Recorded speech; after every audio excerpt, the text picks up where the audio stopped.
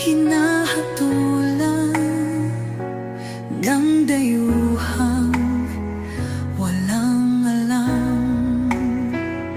Sino pa ang nagmalasakit? Siya ngayon'y pinapahirap. Pilipinas